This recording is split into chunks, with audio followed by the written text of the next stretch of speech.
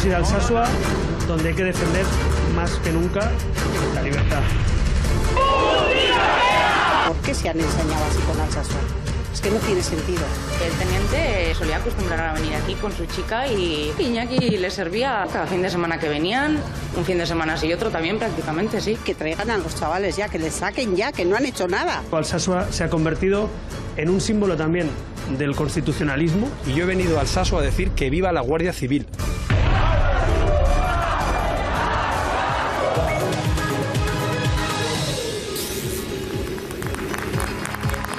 ¿Qué tal? Bienvenidos a 360 Tú Decides, al debate de los debates. Llegamos al viernes tras una semana de mucha actualidad para comentar, pero ya saben que aquí en 360 Tú Decides, efectivamente, tú decides de qué hablamos, tú decides qué debatimos. Así que lo primero, antes de nada, conocer las propuestas de nuestros 50. Gabón, se han cumplido 700 días del ingreso en prisión de algunos de los procesados por una pelea de bar en Alsasua. Esto me parece un auténtico atropello a la justicia y a la razón y creo que este tema debiéramos de tratarlo en el programa. Hola, soy Irene Martín y tras haber llegado a un acuerdo para los presupuestos generales del Estado, me gustaría saber si realmente vamos hacia el apocalipsis o hacia los más sociales y cómo afectará a la ciudadanía vasca. Kaixo Guztioi, y os cuento, este domingo se iba a celebrar aquí en Santurtzi el campeonato de fitness y culturismo de Euskadi. Pero ¿qué pasa? Que se enteraron de que iba a haber pruebas antidopaje y el evento se suspendió. Con lo cual me gustaría abordar este tema en el programa y bueno, hablar también del dopaje. Es que ricasco. Me gustaría que se tratara en el programa el tema de lo que ocurrió el día que murió Íñigo Cabacas, y la gente que estuvimos por la zona en ese momento lo vivimos todo de una manera muy dura, era una cosa muy desproporcionada. Me gustaría que hablásemos del tema en el programa. Es que ricasco, un saludo, un sus a todos. Pues efectivamente, el inicio del juicio por el caso Cabacas es uno de los temas más importantes de esta semana. Un juicio que llega 6 años y medio después de aquel pelotazo de goma mortal que acabó con la vida de Íñigo Cabacas. Hemos tenido 3 sesiones de juicio, ya hay bastantes datos, pero la pregunta que nos volvemos a hacer es si fue o no una carga desproporcionada o si fue fruto de la fatalidad. Mira, yo estoy absolutamente convencida que si la Ertzaintza cargó y entró con todo es porque se vieron la necesidad de cargar con todo. Y un punto muy importante, si la Fiscalía no ha ejercitado la acusación pública es por algo. Yo creo que fue una desgracia muy grande, pero no hay responsabilidad penal. Pues yo creo que no. Yo creo que es absolutamente increíble que a estas alturas el señor Rodolfo Ares, que era consejero de Interior, no haya asumido ninguna responsabilidad ni penal ni política. Y me parece una auténtica vergüenza, porque ya anteriormente ya hubo problemas con él, con el tema de Cucucha, y al final esto ha sido una consecuencia de su estilo de hacer política. ¿Más opiniones? Un poquito más alto, por favor. Para mí fue un desgraciado accidente y con esto lo único que se daña es la imagen y la profesionalidad de la Ertzaintza. Yo creo que para nada se ha dañado la imagen de la Ertzaintza. De hecho, creo que ha estado bien protegida estos 6 años y medio. Creo que hay responsables de la muerte directa de Íñigo Cabacas y creo que hay que pagarlo. La dotación de seguridad ciudadana no estaban preparados, llevaban armas que no sabían manejar y no es una disculpa, pero es gente no preparada. Bueno, pues vamos a hablar de este tema, del inicio de este juicio. Caso Cabacas, 6 años y medio después. Nos pidieron disculpas, que aquello no tenía que haber pasado, que ellos tienen unos hijos, sí, vivos, el mío está en el cementerio. No éramos conscientes del poder letal de estas pelotas. La actitud era como si nos estuviesen fusilando. Una lluvia de objetos importante. Adoquines, botellas. Me pareció que era aquello casi una guerra, ¿no? Que los que lo han hecho lo paguen, que haya de verdad justicia.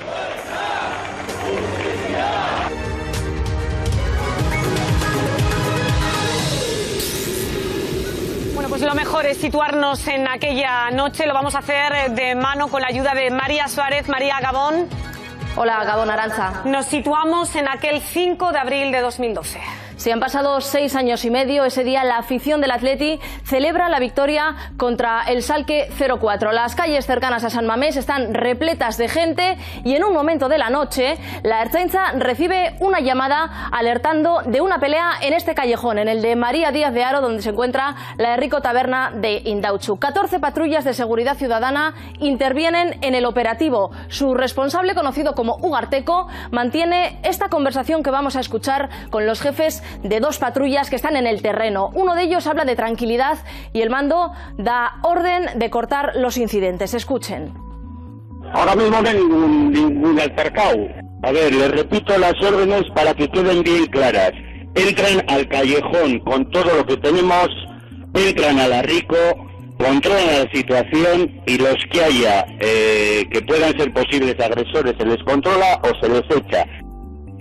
Se asignan escopetas a 3 agentes que ahora están imputados y lo que ocurrió exactamente, quién ordenó la carga, quién disparó, es lo que precisamente se intenta aclarar en este juicio. Lo que sí se sabe es que el callejón se convirtió en una auténtica ratonera. Vean, la Ertzaintza lanza las pelotas desde la calle María Díaz de Haro. La salida trasera del callejón no tiene más de 5 metros de ancho, así que es muy difícil escapar por ahí con tanta gente. Testigos hablan también del lanzamiento de objetos contra los agentes y hay otros que dicen que no. Según la Policía Nacional, que ha reconstruido los hechos, el pelotazo se produce a unos 25 metros de distancia cuando lo recomendado son 50 metros. En este vídeo que vamos a ver de un particular se puede ver parte de ese momento de la carga. Vean.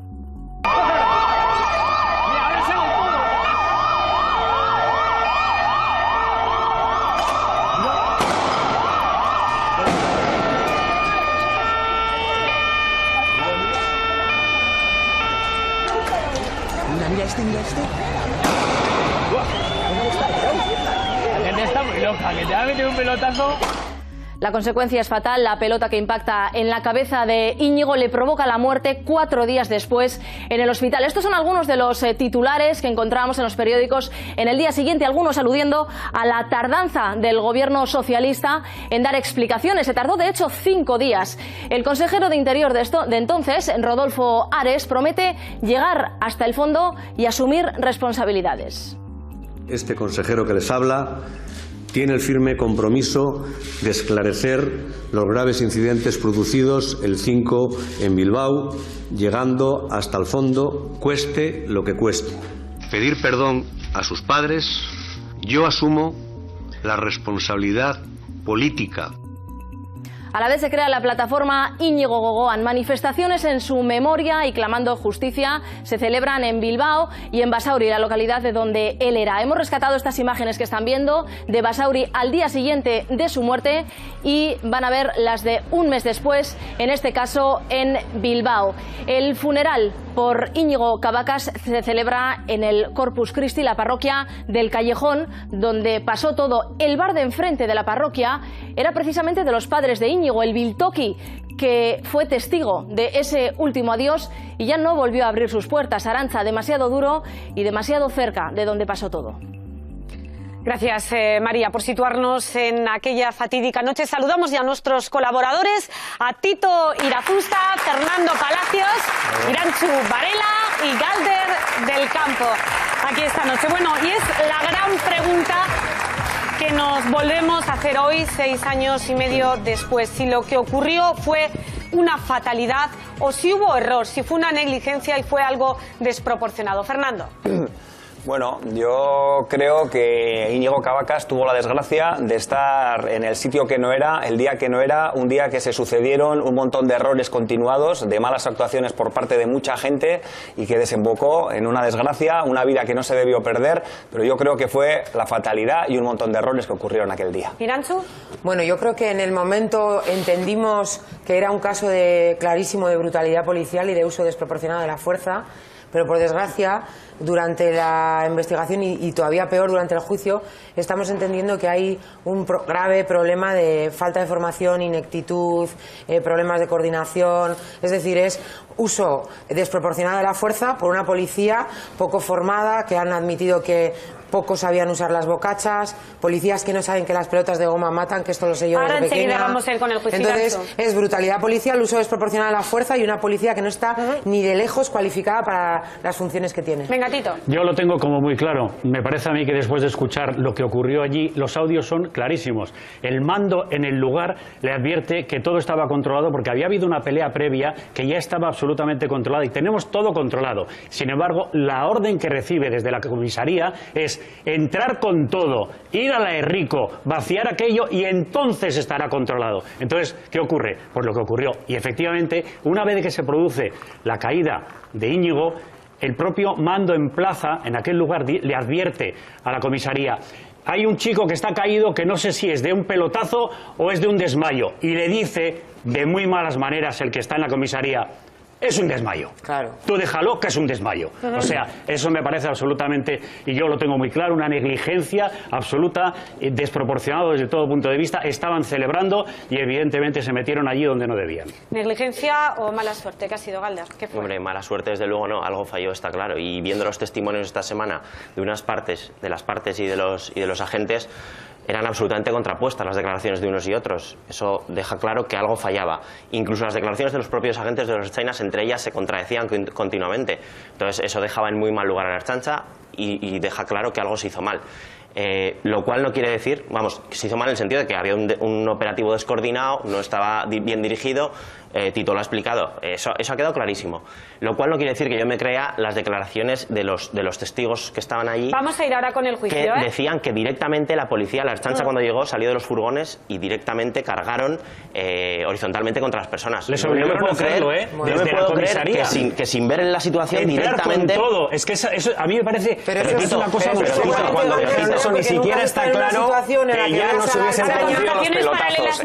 Entonces, eso no está tan claro. Aquí el mayor problema es que no hay claridad y no sabemos exactamente lo que pasó. Pero ¿para qué está el mando de allí que dice esto está controlado y le dicen de comisaría no está controlado, entrar con todo? Ya, pero es que ya hay los hechos, el hecho desgraciado del pelotazo ya había ocurrido.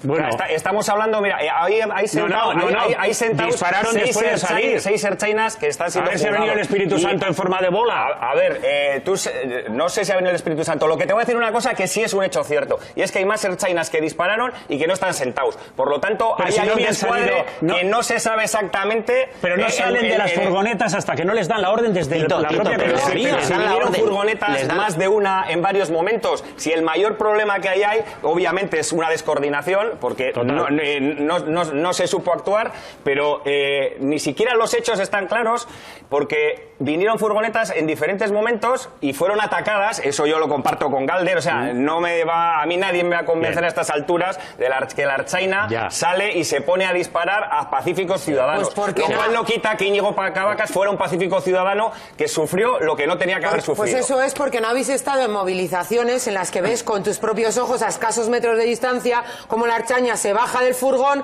y se pone a disparar a pacíficos y pacíficas ciudadanas. Bueno, eso dices tú. A mí no me da la sensación de que disparen a... No, porque no lo he visto, no.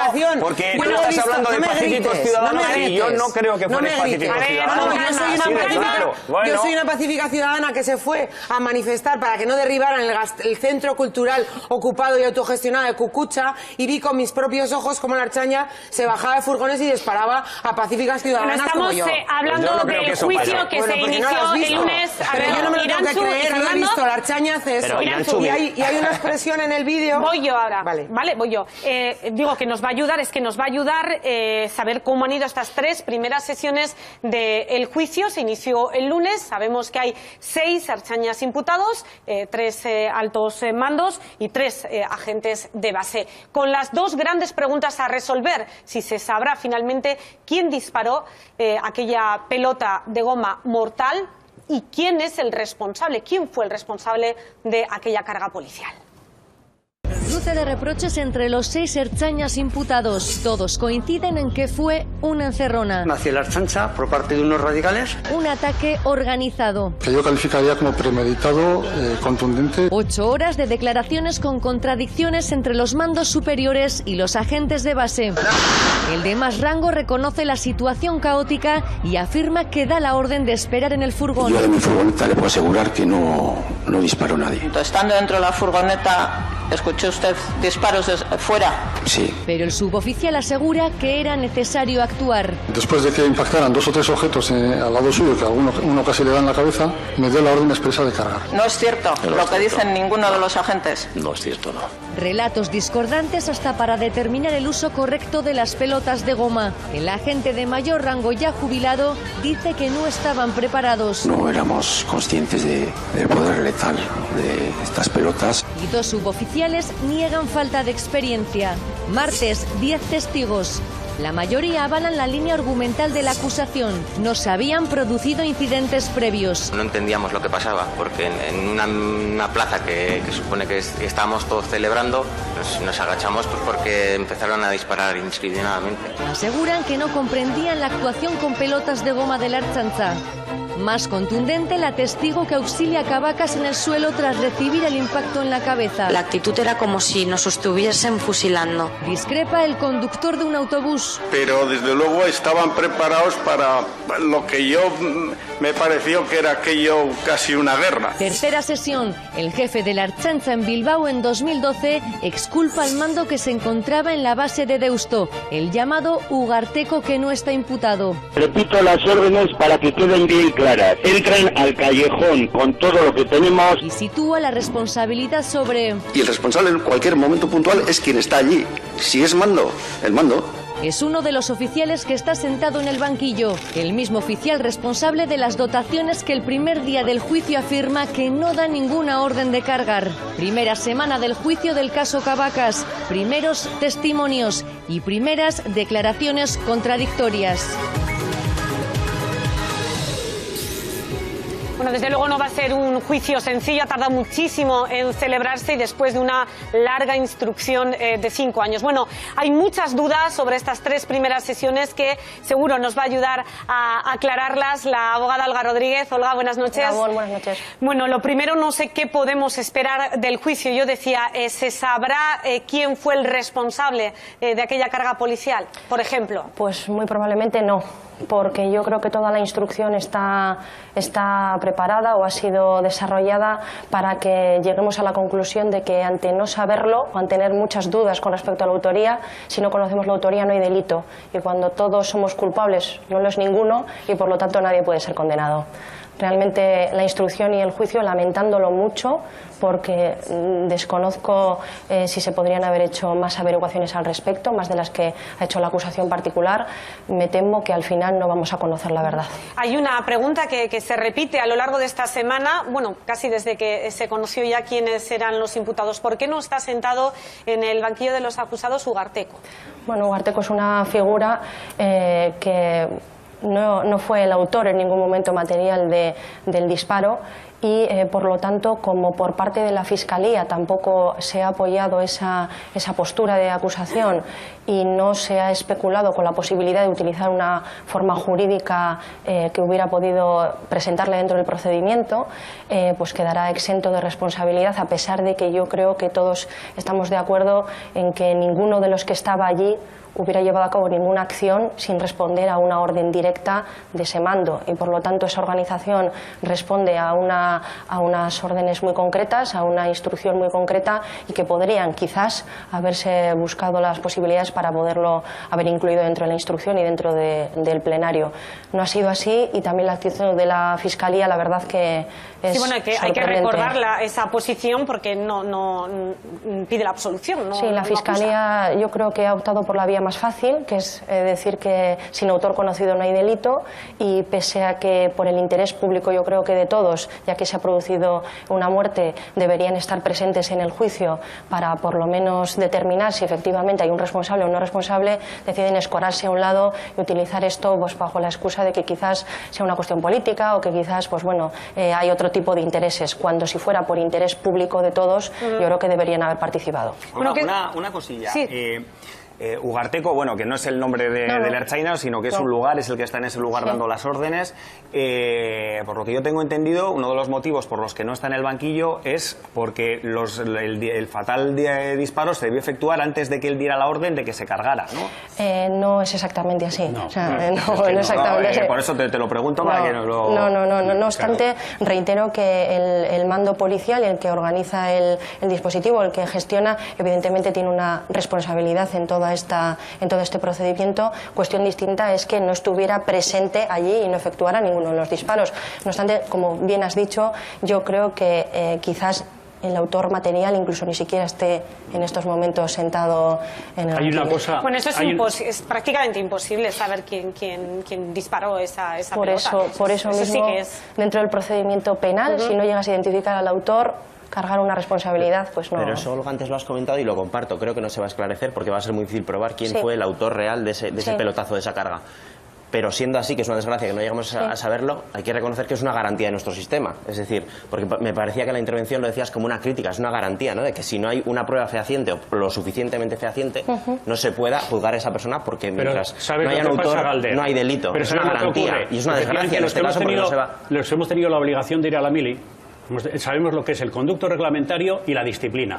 Y te aseguro que nadie ha disparado sin que le hayan dado la orden explícita de que dispare. En consecuencia, la responsabilidad igual no le cabe ni siquiera al que ha disparado, sino al que le ha obligado que dispare, porque en los servicios militares se hace lo que le dice el mando. Y el mando claramente dice entrar con todo, despejar, y cuando yo no quede nadie es cuando de verdad estará controlado eso. Y además ya él indica, ir a la Errico. Eso no ha quedado claro de eso, de todas maneras. ¿Quién dio la orden? No ha quedado claro. La primera sesión que del hemos juicio, oído, al que se refiere Tito, a mí hay una cosa que me ha llamado muchísimo la atención, que era la primera vez que lo oía ahora mismo cuando lo habéis puesto, que dice ir a por los posibles agresores. Y a mí me ha recordado a Minority Report, esta película de ciencia ficción, en la que la policía detiene a la gente antes de que cometa los delitos. Y a mí es que esto me parece una cuestión clave, porque es una cuestión que demuestra cuál es un modus operandi habitual de la Ertzaina, que es esto de salir de la furgoneta poniéndose a disparar sin que nadie haya hecho nada, cuando que es orden, decir,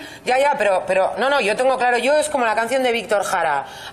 ¿Cómo es la canción esta que dice hay que ser tan infeliz el que mando disparar sabiendo cómo evitar una matanza también? O sea, en una gente que obedece órdenes, el responsable de la muerte es quien ha dado la orden. Y quien da la orden de ir a por gente que es posibles agresores, es decir, gente que todavía no ha hecho nada, y además a la de Rico, joder, es que esto es blanco y en botella. O sea, es usar la brutalidad policial, tener una percepción política de quién va a agredir. ¿Había incidentes o no había incidentes? Yo no tengo ninguna duda de que lo que estás diciendo es ciencia ficción. Yo estoy seguro que allí hubo, o sea, la Ertzaina no va a un sitio y se pone a disparar pelotazos. Pero es que no, en mi mundo no, en ningún mundo, en un mundo civilizado. En el mundo de la gente que va a huelgas generales, en el mundo no está de la para gente... dispararse. Los que quieras, pero la realidad es que cuando no se hace nada, nadie te dispara pelotas de goma. Eso es de cajón. Pero hay un principio que estaba también marcado en los propios audios. Había denuncias de vecinos porque había una pelea previa. Había una pelea entre seguidores que estaban como lo que fuera, de esos que suelen ir al fútbol muchas veces también a armar, es igual, me da igual quiénes fueran. Pero es que aquella pelea había terminado, es decir, los autores, los protagonistas de aquella pelea habían desaparecido del lugar. Entonces, el Ertzaina tiene, en la comisaría se supone que denuncias de gente que llama diciendo aquí se están peleando, no sé qué, no sé cuál, y entonces están diciendo, pues entrar. Pero es que el mando, insisto, me llamaréis pesado, pero el mando que está allí, que está viéndolo todo, dice, si es que esto está normal, que es que aquí no hay nada en lo que intervenir, le dicen, no, tú entra con todo. Entonces, a mí me parece que la negligencia está ahí en que el que no está viendo no le cede la responsabilidad o el mando al que de verdad lo está viendo para que no hubieran cometido lo que hay una declaración, a mí también... hay una declaración, la del conductor del autobús, el chofer del autobús, que dice que él estaba allí, él pasaba por esa zona y veía que era una batalla campal. Yo quiero preguntarte también, Olga, por la dilación del proceso, lo que ha tardado en comenzar este juicio, si es normal o es debido a la complejidad real del caso. Es debido a la complejidad. Muchos testigos, luego también la posibilidad esa de intentar imputar, de investigar a esa figura tan ecléctica, y a que, bueno, también las pruebas tardan su tiempo en llegar en estos procedimientos que son tan largos. Es debido a la complejidad del procedimiento. Pero no lo han alargado precisamente por tratarse de quién se trata. Bueno, si hay alguien, desde luego, que esperaba este juicio para poder poner fin a esa pesadilla, era la propia familia de Íñigo Cavacas. 6 años y medio esperando a que llegara este día. Ha sido una semana muy dura para los padres, para Manu y Fina, que no han podido estar aquí esta noche, pero sí está un familiar de la familia Cavacas, primo de Íñigo además, que es Oyer Amorortu. Adelante.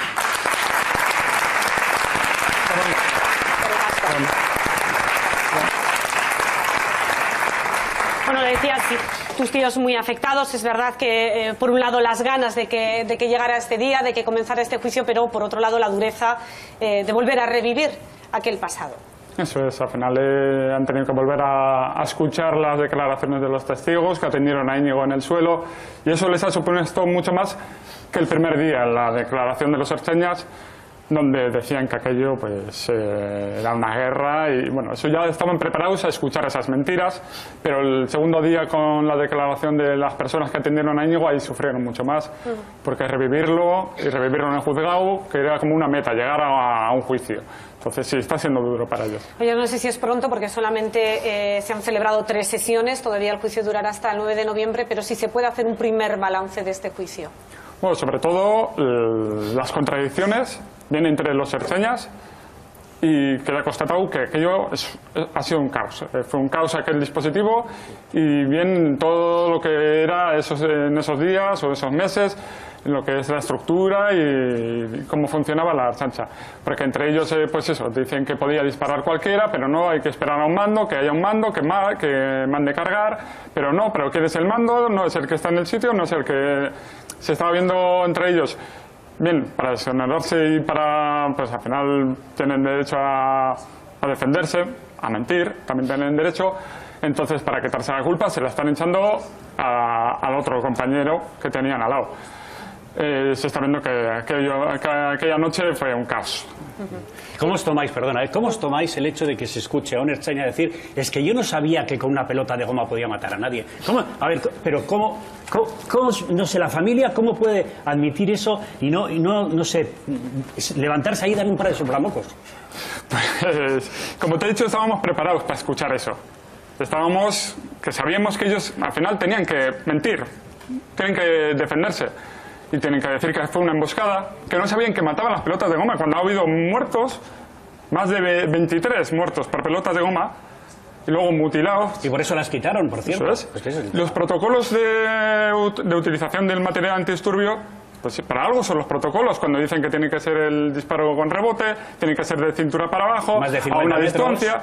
Será por algo. Yo creo que será porque saben que, hostia, que hace pupita. Oyer, ¿creéis que se van a dirimir todas las responsabilidades? ¿Echáis en falta imputados, más imputados en el juicio? Sí, falta gente ahí. Ahí al final están los 3 que han declarado que sí dispararon, hay más que dispararon, bien porque lo dice Ugarteco cuando fue de testigo, bien porque el armero también limpió más armas, y luego faltan los mandos, el famoso Ugarteco, y también el que le dio la orden a Ugarteco, porque sospechamos que a Ugarteco también alguien le dio la orden, porque si no él también, ¿a qué viene que ordene entrar ahí y cargar?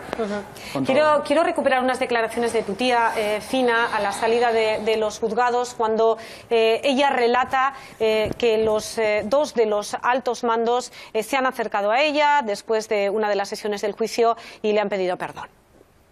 2 ertzainas se acercaron y sí, nos pidieron perdón, disculpas, que aquello no tenía que haber pasado, que a ellos les ordenaron, que ellos tienen unos hijos Y yo le contesté, sí, vivos, el mío está en el cementerio.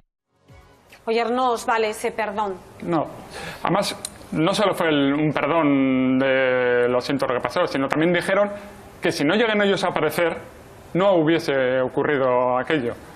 Si no llegan a aparecer ellos a Rico, a ese callejón, no hubiese muerto Íñigo. O sea, reconocen que al final fueron ellos y organizaron lo que organizaron.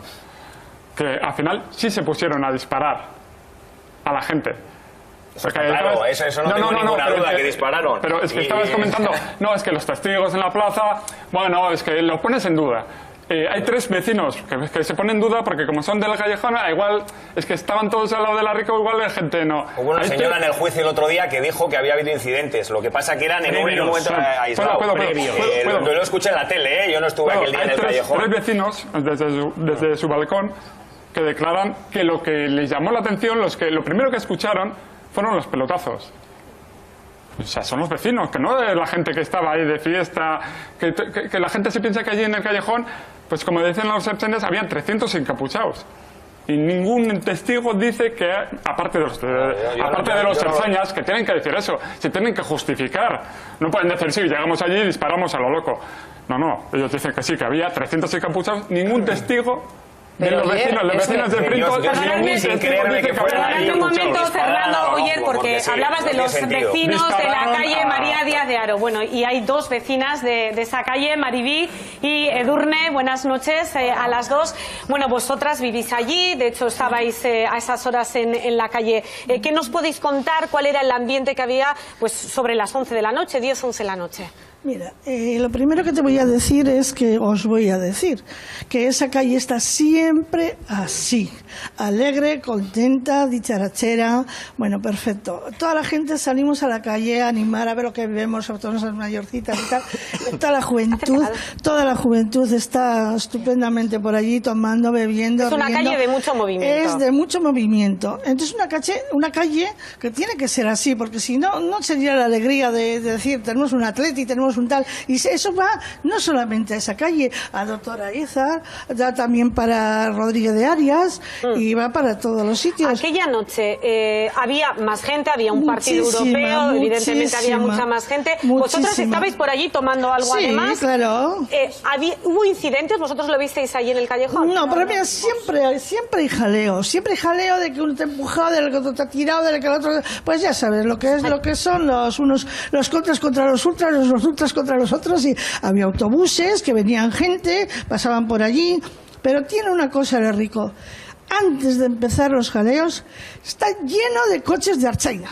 ¿Por qué los demás bares, que hay 14 o 15 alrededor de 30 metros que vivo yo de la Archaina, y 30 metros, porque allí también está la Archaina abajo, no sé si ahora seguirá o no, porque no voy a verlo? ¿Vosotras no visteis en ningún momento incidentes? No, veíamos juerga, felicidad, o sea, algarabía, veíamos todas esas cosas, lo que se ve todos los sábados o todos los domingos. ¿Os encontrasteis con el dispositivo policial? ¿Os encontrasteis con las furgonetas cuando estabais allí tomando algo? ¿Visteis la carga policial? Vimos simplemente. Que venían 7, 10, 8, ¿pero qué es esto? Y es una calle que se puede salir por detrás. A ver, pero María, ¿qué veías? Si se pone la policía, la cierran. A ver, ¿qué veías? Que estábamos tomando, pero nosotros paseábamos. Tampoco no nos metemos en el cogollo, porque como tenemos unas edades que ya no nos podemos poner a correr.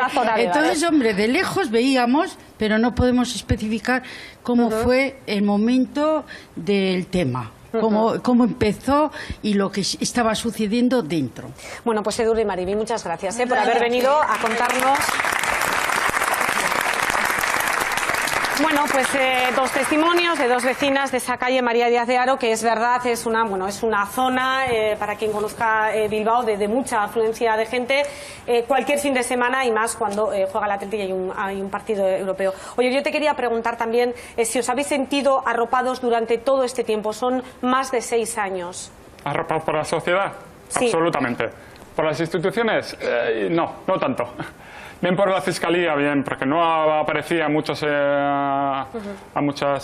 declaraciones de testigo en la instrucción, no hacía preguntas cuando aparecía. Lo último ha sido que no quiere imputar a los encausados, diciendo que no hay delito. Ha muerto una persona.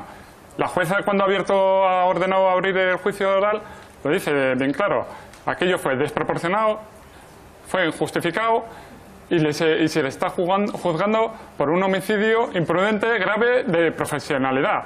O sea, cuando se habla de que si falta de...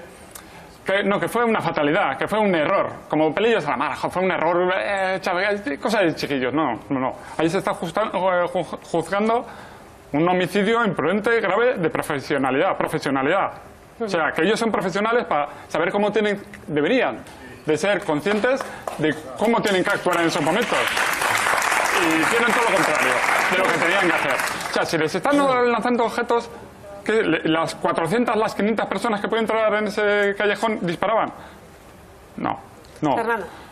Bueno, la verdad es que también las dos vecinas lo han dicho. Yo sigo manteniendo que la Ertzaina no dispara porque sí. Otra cosa es que, y lo he dicho yo también al principio, que esa muerte nunca se debió haber producido, y está claro que es un error, porque ya no se utilizan más pelotas de goma, se cambiaron los protocolos de actuación y efectivamente la Ertzaintza ahora mismo es el único cuerpo de seguridad que no las utiliza, porque los Mossos siguen, la Guardia Civil sigue y la Policía Nacional también, pero la Ertzaintza ha cambiado el protocolo. Y cuando hablas, yo creo que aquí sí que hubo realmente quienes gobernaban en aquel entonces, yo creo que sí pagaron políticamente, porque eso ocurrió el mes de abril y hubo elecciones, que al final es en la democracia donde realmente se dirimen las cosas, sí, es en las elecciones. Y el partido que gobernaba en ese momento bajó un montón, y me imagino que ese tipo de circunstancias se pagan en las urnas. Sí, pero ¿por qué ganó las otras elecciones? ¿No fue que ganaron las elecciones? Eso pasó en abril, hubo elecciones en octubre. Y está claro que el partido que estaba gobernando, el partido que entonces dirigía la policía, la Ertzaintza, perdón... A ver, Tito, venga, porque quiero poneros también otro... Yo he sido muy crítico y soy muy crítico con este tema porque lo veo como muy claro. Ahora bien, yo creo que toda generalización acarrea injusticia. Todos los... nosotros necesitamos una policía.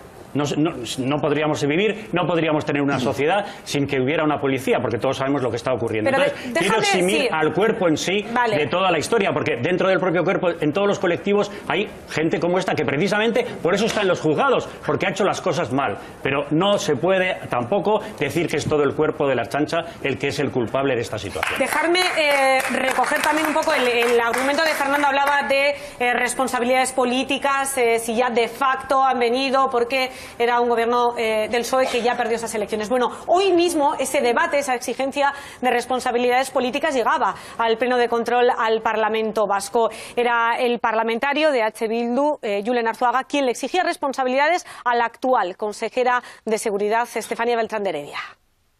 Le pido saber qué ha hecho antes de que el juicio público se abra. Y quiero saber si la actitud que ha mantenido en ese tiempo ha sido defender a los ertzainas implicados o defender los intereses de justicia y verdad de la familia Cabacas.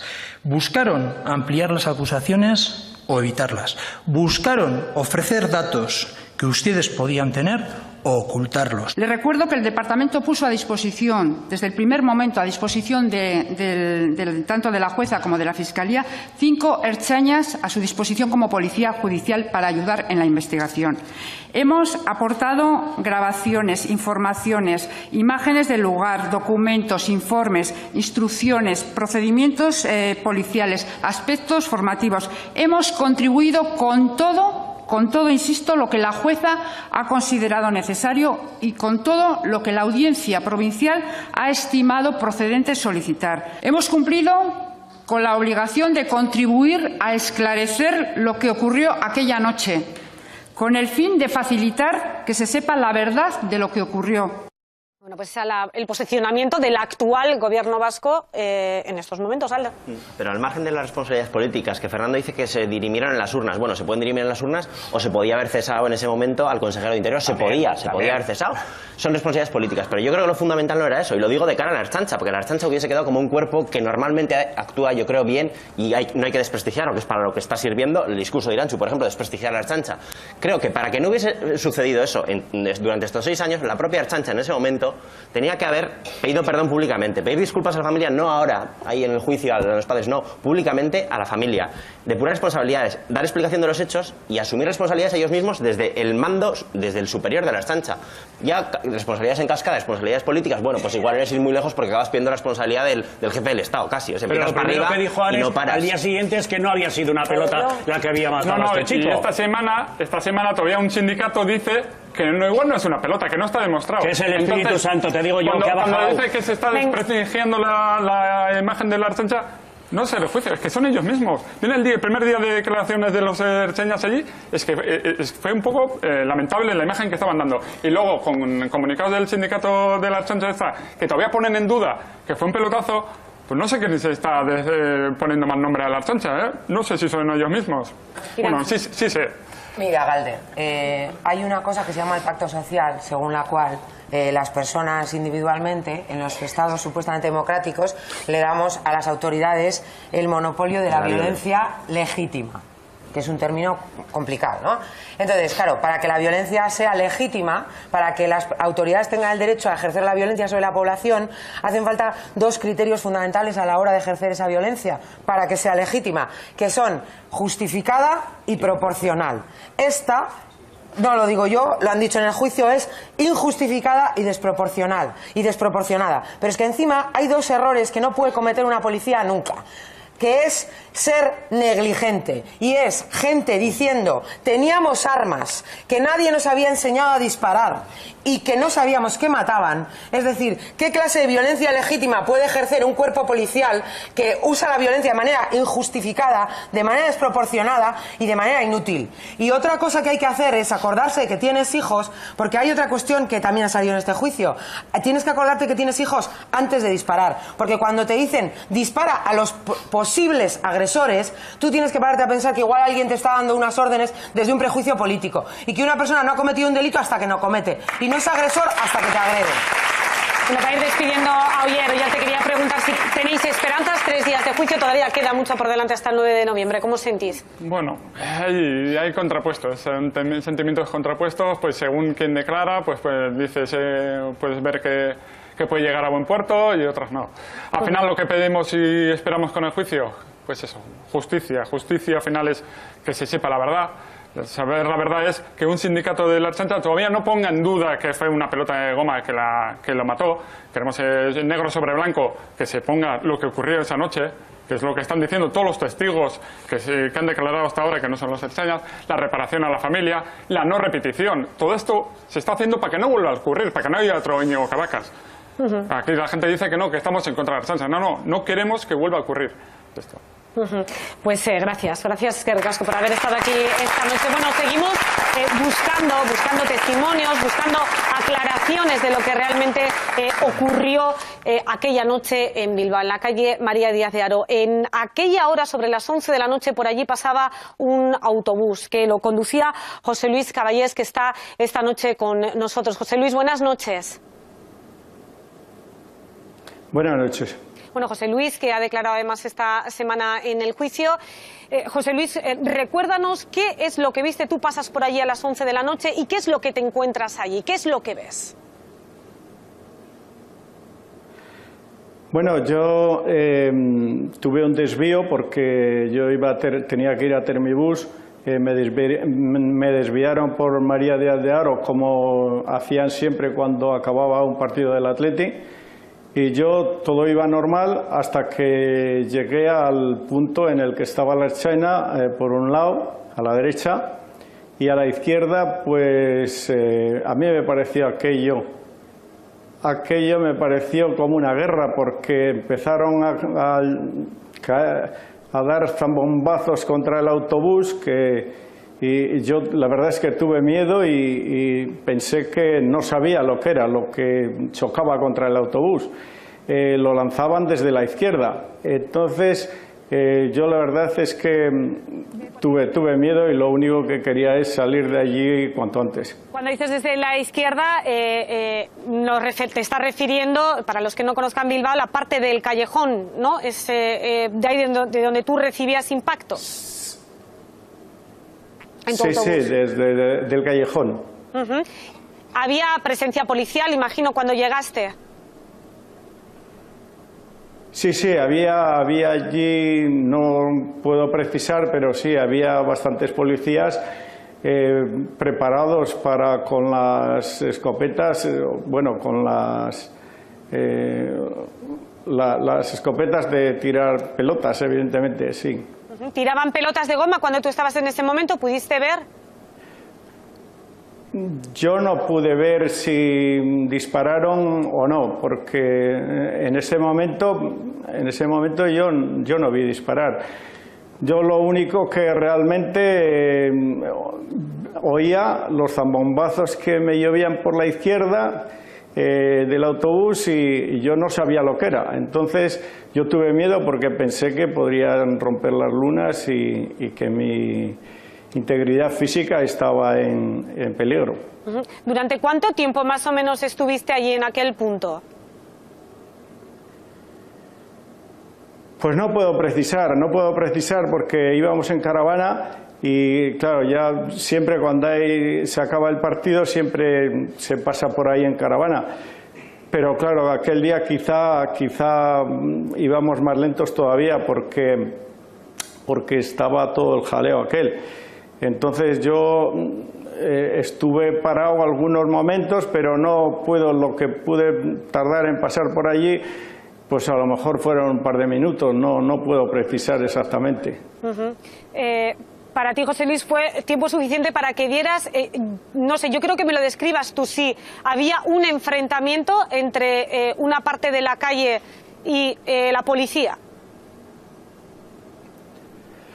A mí me dio la impresión de que sí, porque evidentemente la policía estaba allí.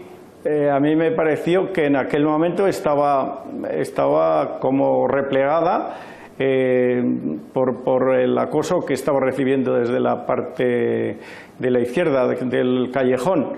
Ahora, pues yo es una imagen que tengo desde mi punto de vista que yo en realidad mi visión era hacia adelante porque yo lo que quería era salir de allí cuanto antes y lo que pude ver de la izquierda pues fue, digamos, con la visión periférica porque mi visión estaba hacia adelante para poder salir cuanto antes de allí.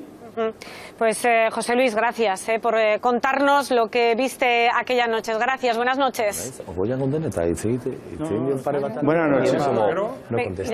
Bueno, yo le diría a José Luis que tenía razón en tener miedo de ver en peligro su integridad física porque podía haber sido él el medeño.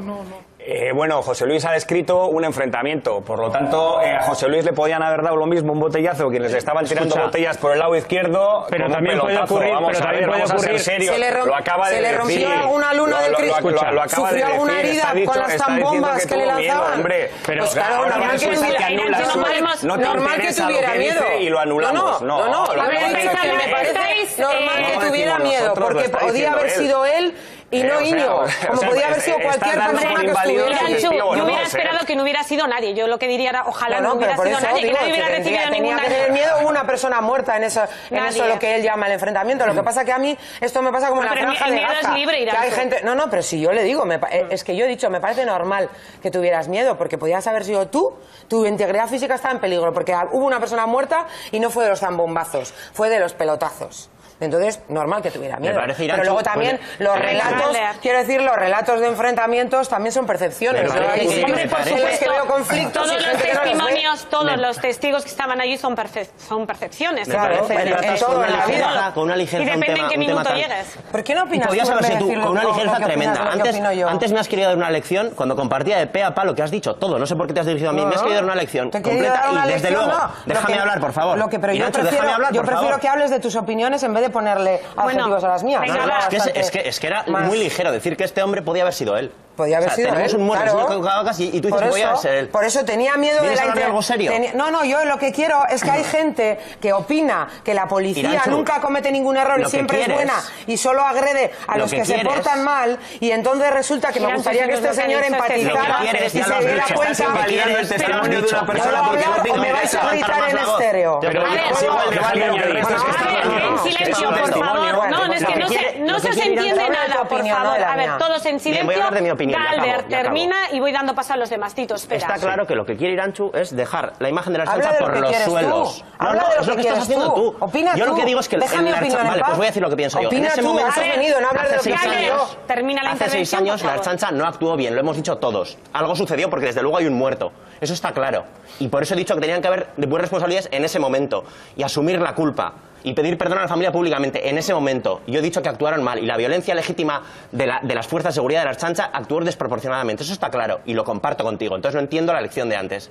Pero dicho lo cual, eso no sirve para que tú deslegitimes la labor de la Ertzaintza y digas que es un cuerpo de seguridad que siempre comete abusos, que es lo que has dicho antes. Pero y es lo di que quieres opinas hacer. tú, no digas lo que digo yo. Bueno, pues ¿en serio? esta no está de acuerdo con tu opinión. Va, venga, Tito. No, voy a añadir una hipótesis a todo lo que ya se ha dicho. Es posible que José Luis efectivamente dice que cuando llegó él no sabe definir lo que había ocurrido. Es posible, porque yo también he escuchado a los testigos decir que en el momento en el que vieron que este chico estaba en el suelo y nadie le atendía, acudieron a la Ertzaintza a decir, dejar de disparar, que hay uno que está ahí en el suelo. Y el otro diciéndole al de la comisaría, no, es que será un desmayo. O sea, la historia puede ser que el momento en el que estaba el autobús también se había producido el hecho de que la gente, hombre, es normal, ¿no?, que reacciones a decir, oye, que hay una persona que está herida, vamos a atenderle. Y efectivamente que la Ertzaintza fuera hacia atrás porque venían los demás a advertirles. También puede ser eso que haya ocurrido. O sea que, como no lo sabemos, de momento, a mí lo que me ha dejado descorazonado es lo que ha dicho Olga. Que aquí no va a haber culpables, que no va a pasar nada y que esto es una leche. Eso es lo único que me preocupa. Venga, Fernando. Fernando. Sí, la verdad es que yo solo comparto con Olga, porque desde el momento en que hay otros ertzainas que también dispararon y no están, pudo haber sido cualquiera de ellos. Por lo tanto, lo que ocurra pues va a ser, en comparación con el daño causado, que es la pérdida de una vida humana, que es lo peor que puede ocurrir, pues no va a ser nada. Pero bueno, aquí se comenta, yo tengo una cosa clara, a mí la Ertzaina me parece un cuerpo muy profesional, pero estamos de acuerdo en que se ha cometido fallos. Pero aquí hay tres cosas. El tema político podían, como ha dicho Galder, efectivamente haberlo dirimido con mayor celeridad. Al final tuvo que ser las ¿Dónde urnas están ahora? ¿Dónde están ahora? ¿Está pagándolo el gobierno de ahora, que no tiene ninguna culpa de lo que pasó entonces? Además, la consejera ha dado las explicaciones, lo acabamos de ver todos, y además pidió perdón a la familia, y ya no estaba. Además, de hecho, también podríamos hablar de la historia de lo que ha ocurrido aquí, porque antes se llamaba Consejería de Interior y ahora es Consejería de Seguridad. Bueno, es decir, han cambiado, Fernando, cambios. han cambiado muchas cosas, y entre lo que ha cambiado han sido también los protocolos de seguridad, porque hay que recordar que desde aquella fecha, desde hace 6 años y medio, no se han vuelto a utilizar en Euskadi las pelotas de goma como material antidisturbio. María Suárez es uno de los cambios, pero no el único, porque hay más. Cuéntanos. Sí, Arantxa, vamos a echar además un vistazo a Europa, porque las pelotas de goma están prohibidas en países como Reino Unido y en Alemania, donde los agentes controlan los disturbios con el cuerpo a cuerpo, y eso requiere muchos más efectivos. En 2011 la Comisión Europea ya recomendó a los policías del Estado español la retirada de las pelotas de goma. En Cataluña han ido más allá y están prohibidas desde hace 4 años. Y en Euskadi su uso se ha ido poco a poco relegando. En concreto, en la Ertzaintza el dispositivo ha ido evolucionando en los últimos años, en parte por la incorporación de nuevas tecnologías. Ahora se cuenta con una unidad llamada Bizkor para situaciones de riesgo como ciertos partidos de fútbol. Es posible identificar a cada agente gracias a un número que tienen asignado aquí en la espalda, como ven en las imágenes. Las escopetas de pelotas de goma Benelli se han sustituido por otras que son menos lesivas, y solo la brigada móvil puede acceder a estas escopetas y no la de seguridad ciudadana como ocurría antes. Aún así, no se han vuelto a utilizar pelotas de goma desde la muerte de Íñigo Cabacas, y la brigada móvil ha aumentado su número de efectivos de 200 agentes, los ha doblado a 400 según la información del Departamento de Seguridad. Las situaciones de riesgo también se estudian vía dron actualmente, que como ven graban imágenes, como pueden ver aquí. Se usa también en momentos donde puede haber mucha concentración de personas. Por ejemplo, se utilizó en el BBK Live y hemos conocido que se va a volver a utilizar en la gala de los MTV. Por último, en el Estado español, la Policía Nacional y la Guardia Civil tienen prohibido disparar pelotas de gomas a menos de 50 metros de distancia, así que, Arantxa, ya vemos que el protocolo ha ido evolucionando en estos últimos años. Bueno, pues esos son los cambios, Santa efectivamente. Bárbara cuando truena, siempre os lo digo, tiene que pasar algo para que se tomen medidas. Se podía haber previsto, si no saben manejar esa historia, ¿a qué coño van con esas lanzaderas de pelotas y a matar a una persona? Eso es lo lamentable de todo esto, es que es lo lamentable y nadie quiere tomar la responsabilidad.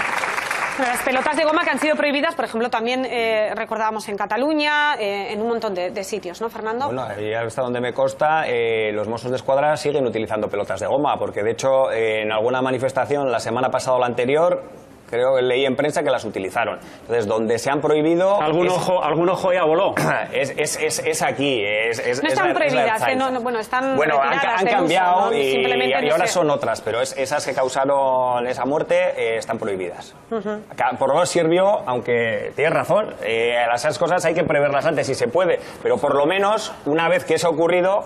Pero pues siempre cuando pasa algo, cuando hay una desgracia es cuando tomamos medidas. Claro, Tito, es normal, no nos podemos anticipar. Es verdad que es una desgracia, pero es así. Bueno, pero hay que admitir que fue una negligencia. Que sí, no lo admiten, es que claro, es lo increíble de esta historia. Es que más claro es imposible entrar con todo. ¿Qué orden es esa? Y entrar con ¿a todo. ti te parece normal que haya una policía que ha admitido que no sabe usar unas armas que no sabe que matan? No me parece nada normal. Pero eso no las es declaraciones de los Chainas en el juicio pero era eso no es justo los que fueron ese día y están allí. Si hay... Además, uno ha declarado que había muy pocos que habían subido, me imagino que donde te enseñan a disparar está arriba, que hay un cuerpo policial que tiene armas que matan, que no saben que matan y que no saben usar. Pues hombre, si eso no es una policía negligente... Sí, ha pasado en otros no sitios. En Cataluña es. sí están prohibidas, Fernando, ¿eh? Allí se prohibieron. Sí, yo creo que antes que aquí, ¿eh? Sí, yo creo que sí, ¿eh? Es que para esta movilización creo que se llamó a agentes de la Ertzaintza de oficina para que ocupasen cargos que normalmente ocupan brigada móvil. Pero es que parece la CIA, es que fue un desastre. Pero es que yo no entiendo cómo puede parecer normal algo así. Es decir, se supone que hay una gente que tiene armas, que tiene derecho a dispararnos y que no sabe cómo se hace, que no sabe que esas armas matan y que además le dicen que ataque a las personas potencialmente. Imagínate si no saben disparar, ¿cómo sabrán diferenciar a la gente potencialmente agresora de la Estamos viendo lo de los drones, está claro. Es que yo lo que hay que quedarse, porque lo que ha ocurrido, pues hay que reconocerlo, hay que asumirlo, pero lo que hay que hacer es mirar al futuro y mejorar los protocolos, que creo que se ha hecho. Y una cosa que estáis comentando, Olga, que es aquí la más experta en el juzgado, también las declaraciones que están diciendo los ertzainas, yo me imagino que también quieren librarse del marrón todos y entonces dicen cualquier cosa, no creo que estén describiendo exactamente su formación, sino que les interesa para salir lo mejor parados posibles de un juicio. Lógicamente, la estrategia de defensa típica, que yo creo que es el ABC, o sea, no asustaba a nadie tampoco lo que han dicho. Pero es normal que en un colectivo pasen cosas y en este colectivo han pasado, pero eso no significa que el cuerpo de la Ertzaintza no sea un cuerpo que necesitamos que esté en Euskadi, que yo lo prefiero a cualquiera de las otras policías, porque yo ya paso por cuartelillos y vamos, los prefiero, no te digo ni cómo. Bueno, enseguida vamos a formular una pregunta a nuestros 50 sobre este tema, pero yo decía que si para alguien ha sido un infierno estos 6 años y medio, desde luego ha sido para la familia, para los padres de Íñigo, para Manu y Fina, un auténtico infierno, y todavía a día de hoy no han podido hacer el luto. Nuestro hijo no va a volver, pero toda persona necesita hacer un duelo. El dolor de 6 años ha sido muy grande, porque te van matando poco a poco. Yo sé cada foto cómo está, cómo tiene el gesto de la boca, pero eso no es lo mismo. No entrar en casa es muy triste. Las últimas palabras que tuve con él, que voy a volver metiendo mucho ruido. Y así acabó. Nadie pensaba que íbamos a llegar hasta aquí. Y gracias a las bogadas y a la presión social hemos conseguido llegar. 5 años de dolor, de sufrimiento. Se nos apoye en la resolución, porque hasta ahora pues no ha habido nada de nada. Viendo el respaldo social que tenemos, nos animan y nos aguantamos, y así para seguir para adelante. Nosotros queremos que se esclarezcan los hechos. Tengo que agradecerles a todos, porque allá donde vamos, un saludo, una sonrisa, ánimo, es que es la leche. Es que es una herida que está sangrando, eso no se tapona.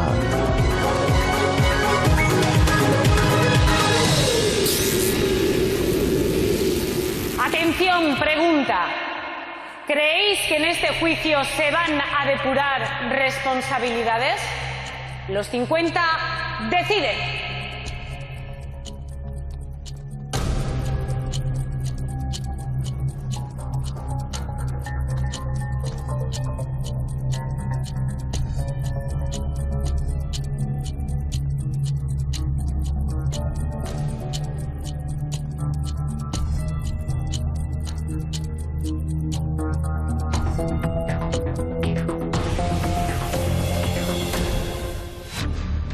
decisión de los 50 es: un 10% considera que sí se van a depurar responsabilidades en este juicio, pero un 90% cree que no.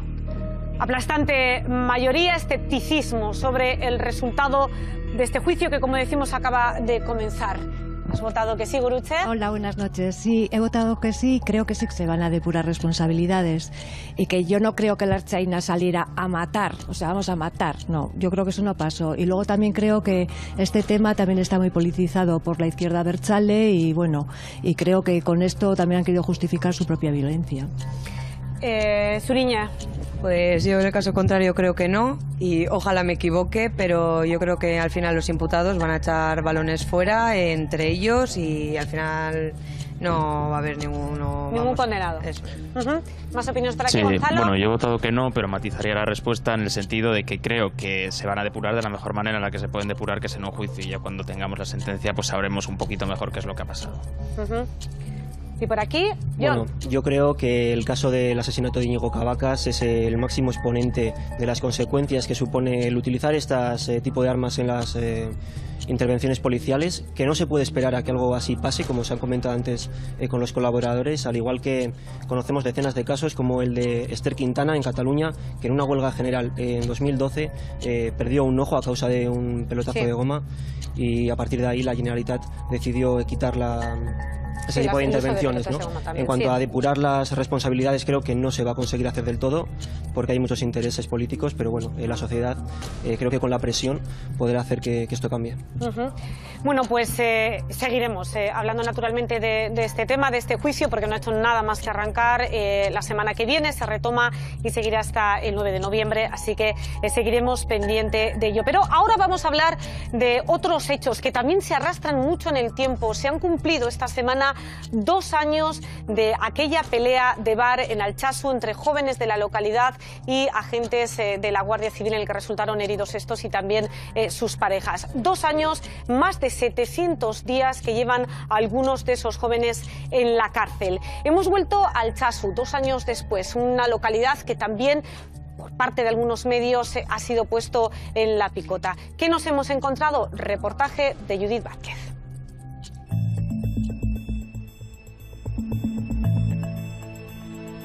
La noche del 15 de octubre de 2016 cambió la vida para los de Altsasu. Hoy, 2 años después de aquel incidente, los vecinos intentan volver a la normalidad.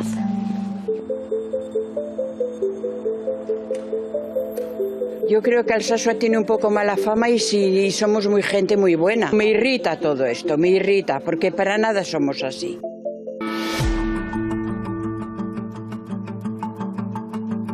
Desproporcionado, pero muy desproporcionado. Que habrá cantidad de peleas y no los meten a la cárcel. Pero como tienen los de ganar porque son la Guardia Civil, pues ya está. Bueno, pues este es el bar donde se inició el enfrentamiento. La trifulca empezó dentro. Y esto es lo que ocurrió después, fuera, donde nos encontramos ahora mismo. Se acaba de pegar con una persona y ha reducido a una persona. El que graba el vídeo es Iñaki Abad, uno de los acusados. El sargento le tira el móvil al suelo de un manotazo. La camisa blanca que lleva luce impoluta. Yo estaba dentro del bar y bueno, es que no vi nada. Es que ni un empujón no vi dentro del bar. ¿Cuánta gente había? Sumo 25 personas, ahí no había más. No había heridos. Hubo un retorcijón de pie y para de contar. Eso no, eso me lo hago yo paseando por el monte. Pero ¿por qué se han ensañado así con Altsasu? Que les saquen ya, que no han hecho nada.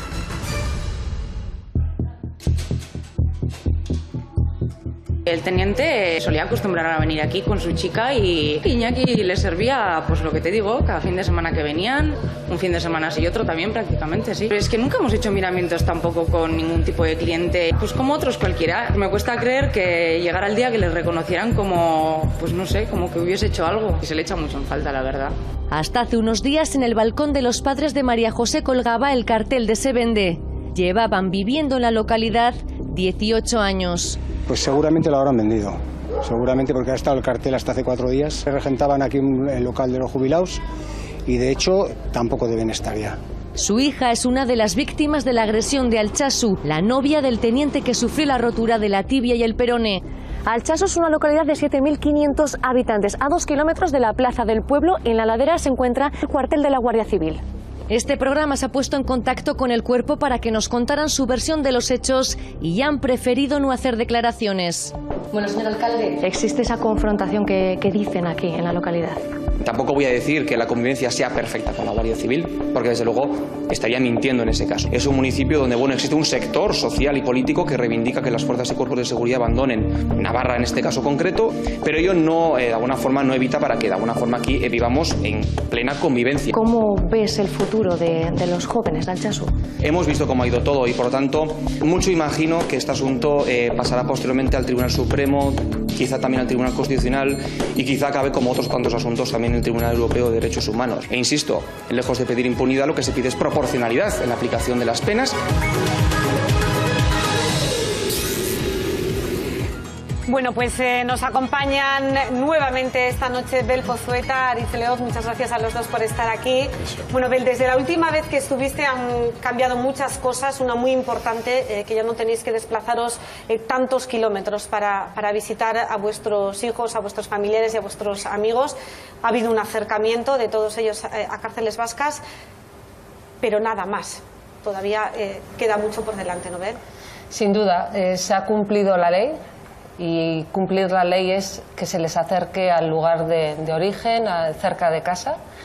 Y eso, bueno, pues ha cumplido esa ley y eso quiere decir que les tenemos a casi 30 minutos de casa, pero les tenemos en la cárcel.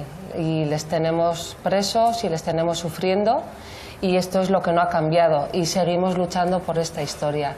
Entonces, bueno, pues esto es la realidad que tenemos ahora, es que están en las cárceles y la realidad es ¿Cómo que... están ellos, Bel? ¿Cómo están? Bueno, pues cuando vivimos un trauma tenemos diferentes fases y nuestros hijos están viviendo esas diferentes fases. Hay algunos que están ya viviendo, llevan 2 años en la cárcel y eso quiere decir que Jokin, Ollán y Adur están viendo la historia desde un planteamiento ya de rabia por lo que les están haciendo vivir, de tristeza por lo que les supone estar presos, y los que han entrado en junio, pues Iñaki, Aratz, Julen, Jonan, pues estos están todavía queriendo integrar esta historia que les ha venido encima, que pensaban además que no se iba a concretar y que, pues bueno, pues que esta injusticia lo están viviendo y no podemos decir que están bien, porque tenían que estar libres. Y además yo sí que ahora querría aprovechar porque están en Euskal Herria y nos están viendo y les diría que Eutsi, que estamos con ellos, que les damos un beso y la verdad un beso grande a Iñaki, a Adur, a Aratz, a Jokin, a Julen y a Jonan, porque nos estáis viendo y de verdad, un beso muy grande. Ari, si quieres decirles también algo. No, yo iba a hacerlo después, pero desde luego que saludar a Iñaki y a Adur y a todos los demás que están allá adentro y que sepan de verdad que estamos con ellos, que Altsasu pues no les dejará solos y como amigo pues le voy a decir que aguante y que estamos con ellos. Bueno, pues después de este aplauso, vamos a recordar, si os parece, cómo está el caso en estos momentos. Nos va a ayudar María, porque lo último de lo que estamos pendientes, María, es de los recursos. Sí, Arantxa, el caso continúa abierto con un recurso pendiente de resolución. Recuerden, la Audiencia Nacional condena en primera instancia a los 8 jóvenes a las penas máximas por delitos de atentado contra la autoridad, lesiones, desórdenes públicos y amenazas. En total, entre 2 y 13 años de prisión. Un fallo que no satisface a ninguna parte y se recurre Fiscalía y acusación porque insisten en que aquello fue terrorismo y la defensa por la desproporción de las penas. La Sala de Apelación de la Audiencia Nacional Nacional es la que estudia este recurso, un tribunal en concreto formado, ya lo ven, por 3 magistrados, y aquí también se denuncia falta de neutralidad. La defensa pide la recusación de 2 de los magistrados, en concreto Eloy Velasco y José Ramón Navarro, porque han sido condecorados con la Orden del Mérito de la Guardia Civil. Recuerden que la Audiencia Nacional ya rechazó la recusación por motivos similares de la presidenta del tribunal que les condenó, Concepción Espejel. Mientras tanto, 7 de los 8 jóvenes permanecen en prisión preventiva por riesgo de fuga. Esto lleva a comparaciones inevitables, como el caso de La Manada, cuyos integrantes ya saben que disfrutan de libertad mientras se resuelve su recurso. Más de 700 días en la cárcel en el caso de Ollán Aranaz, Adur Ramírez de Alda y Jokin Unamuno, más de 130 Iñaki Abad, Julen Goicoechea, Arach Urrizola y Jonander Cop. Este verano han sido acercados a las cárceles de Zaballa y de Iruña desde Soto del Real, donde estaban, pero se han denunciado problemas en concreto en la cárcel de Iruña, donde Adur Ramírez asegura no haber recibido su correspondencia durante un mes. Además, vean el tratamiento penal diferente entre este caso y el resto, porque son miles, vean la cifra exacta, de hecho, que proporciona el Departamento de Interior, el Ministerio de Interior. En 2016 hubo 9.571 agresiones contra agentes de las fuerzas de seguridad del Estado. Cogemos un caso reciente, seguro que lo recuerdan, el de Algeciras, 8 detenidos por agredir a guardias civiles el pasado mes de mayo. El caso ha sido juzgado en Algeciras y los acusados disfrutan de libertad provisional. Así que, Arantxa, estos más de 9.000 casos ni han sido juzgados en la Audiencia Nacional, ni las penas han sido tan altas. La pregunta, ¿por qué sí en el caso de Altsasu? Claro, es que es la pregunta que nos venimos haciendo desde hace 2 años, Nobel, y es una cifra, un estudio al que tú te sueles agarrar y que sueles mencionar, porque son más de 9.000 casos similares en un solo año, que ninguno ha tenido el tratamiento que ha tenido este. Sí, claramente muestra que hay una intencionalidad concreta con respecto al caso de Altsasu. Estamos diciendo que hay un planteamiento vengativo. Estamos diciendo además que hay nos quieren llevar a una situación de sufrimiento y de enfrentamiento, a una situación de conflicto, que alguien tiene una intencionalidad clara de tirar de la cuerda a ver si se rompe. Y en Altsasu estamos respondiendo con sentido común, estamos respondiendo claramente desde un planteamiento además de no vamos a entrar en esa dinámica de conflicto y estamos mirando hacia adelante. Si quieren llevarnos a esa dinámica, la tienen clara porque no vamos a entrar. Pues fíjate que hay una clave ahora que yo creo que es novedosa. Decimos, ¿qué hay detrás? ¿Qué intención puede haber detrás de este caso? ¿Por qué han sido condenados a estos años? Y decimos, la presencia ahora mismo de Partido Popular y de Ciudadanos. Conocíamos hoy mismo que Ciudadanos va a estar en Altsasu la primera semana de noviembre en un acto. No es el primero, ya en junio también estuvo el Partido Popular, Pablo Casado. ¿Cuáles son sus argumentos? Pues son estos. Vamos a ir a Altsasu, donde hay que defender más que nunca la libertad, donde hay que defender que a los servidores públicos se les respeta, a las guardias civiles, a los policías, donde hay que poner a cada uno en el lugar que corresponde. Y por tanto Altsasu se ha convertido en un símbolo también del constitucionalismo, de los que defendemos la Unión. Que no cabe la equidistancia frente a los matones que van pegando palizas a gente inocente cuando está en un bar y aquellos servidores públicos que se dejan la vida y la piel para defender nuestros derechos y libertades. Yo sí estoy con la Guardia Civil y yo sí estoy orgulloso de las fuerzas y cuerpos de seguridad del Estado. Y yo he venido a Altsasu a decir que viva la Guardia Civil y que necesitamos que sigan sirviendo a España y sobre todo en aquellos territorios donde las libertades son conculcadas. Altsasu entra en la campaña electoral de Partido Popular y Ciudadanos. Sí, vaya noche llevamos. Antes nos hemos quedado descorazonados sabiendo que es posible que este juicio no nos dé ninguna solución, no haya justicia. Ahora nos quedamos con que hay una injusticia plena. Estos señores han bebido en fuentes absolutamente malintencionadas, está muy claro. Y ahora me pregunto yo, ¿qué hace la Guardia Civil condecorando a jueces? O sea, ¿qué historia es esa? O sea, porque es que para las familias es que la salida no es nada fácil. La juez instructora, la mujer del capitán de la Guardia Civil, los que van a atender el recurso condecorados por la Guardia Civil. Quiero ir luego con esa parte, Tito, pero yo estaba diciendo la presencia del PP y Ciudadanos en Altsasu. ¿A qué obedece? ¿Por qué primero en junio, ahora Ciudadanos? ¿Por qué Altsasu?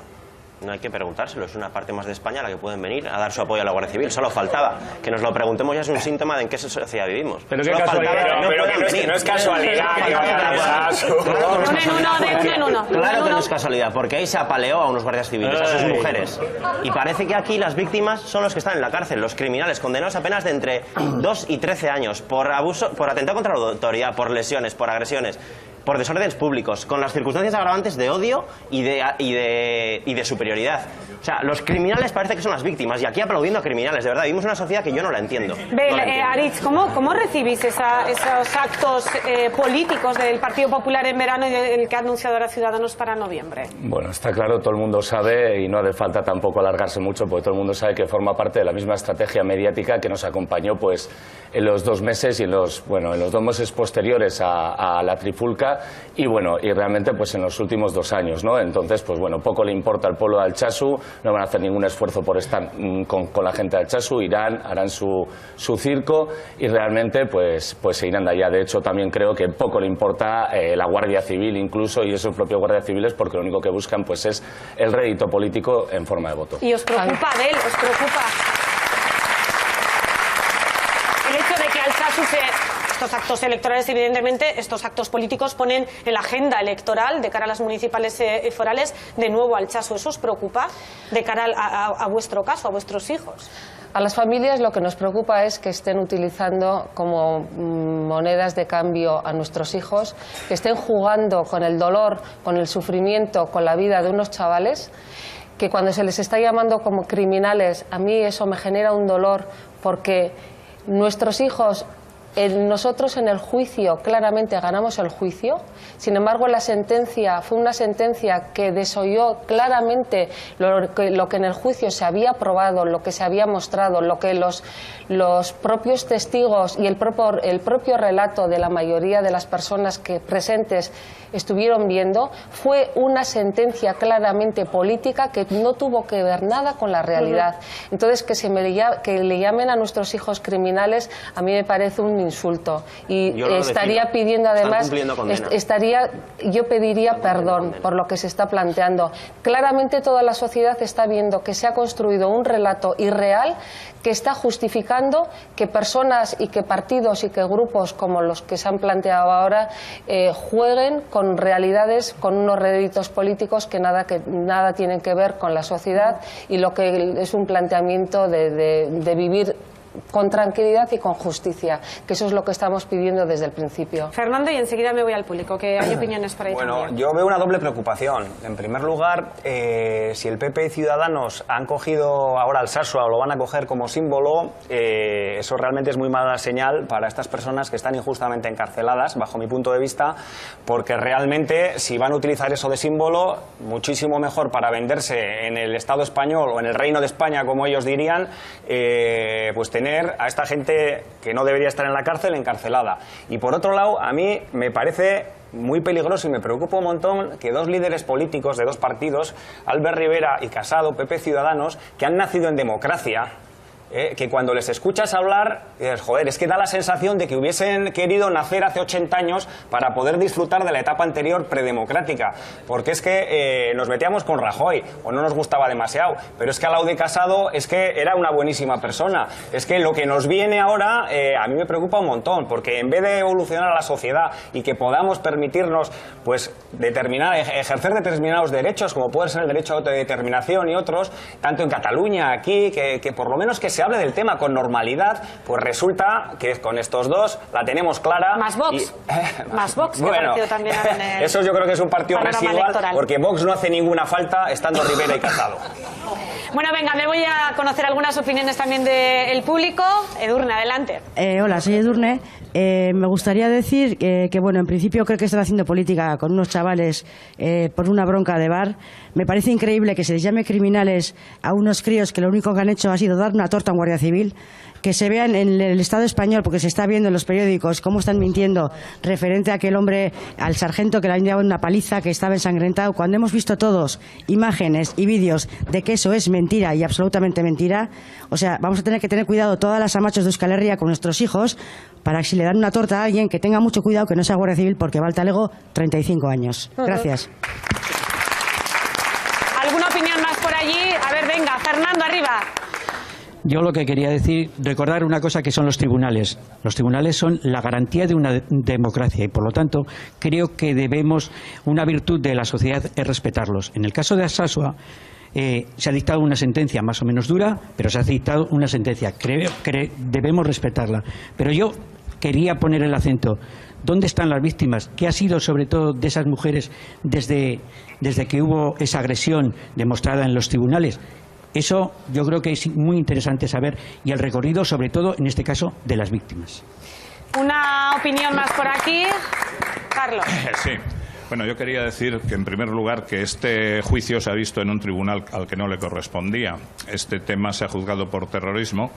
La sentencia no habla de terrorismo, sino otra serie de delitos, y eso se tenía que haber visto en la Audiencia Provincial de Navarra. Sin embargo, se ha visto aquí. Y luego, pues el tema de la prisión de estos chicos. El Estado español sabe de sobra que estos chavales, estos jóvenes van a ser absueltos al final, cuando llegue el tema a los tribunales europeos. Pero bueno, es su actuación habitual del Estado español. Están haciendo lo mismo con los presos políticos catalanes, se hizo con los de la doctrina Parot, se está haciendo con lo de la duplicidad de condenas, y bueno, es su línea de actuación. Y por último quería decir que no tengo el gusto de conocer a los encarcelados, pero si me están oyendo, pues mandarle mucho ánimo y un abrazo a todos.